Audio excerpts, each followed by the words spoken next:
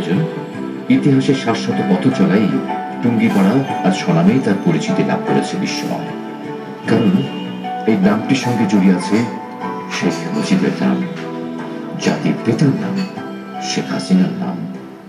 বঙ্গবন্ধু না হলে টুঙ্গিপাড়ার মতো একটা অজপাড়াগা, এটা আঞ্চলিকভাবে হয়তো মানুষ চিনত যে টুঙ্গিপাড়ায় শেখেরা একজন ভদ্রলোক, তারা একটা নাম করা পরিবার আঞ্চলিকভাবে, কিন্তু আন্তর্জাতিকভাবে আজকে টুঙ্গিপাড়াকে সারা দেশের মানুষ চেনে, সারা বিশ্বের অনেকেই চেনে, এটা বঙ্গবন্ধুর কারণে। ঘাতকরা ভাবছিল যে বঙ্গবন্ধুকে দূরে নিয়ে ওই পল্লী যেখানে মানুষ যাবে না ওখানে দিয়ে আসি, তাহলে আর কোনো এইটার উপরে করে যে আন্দোলন বা পলিটিক্স বা তার ইমেজটাকে আবার আনা বা তাকে তার উপরে ভিত্তি করে সোনার বাংলার যে স্বপ্নটা সেটা আবার আসবে বা মুক্তিযুদ্ধের চেতনাটা আসবে, এটা কিন্তু ধূলিসাৎ করার জন্যই কিন্তু তাকে দেয়া হয়েছিল টুঙ্গিপাড়া। কারণ টুঙ্গিপাড়া আমি বললাম যে অজপাড়া গেছিল, অর্থাৎ তারা ওইটাই মনে করছিল, কিন্তু সেটা কিন্তু হয়নি।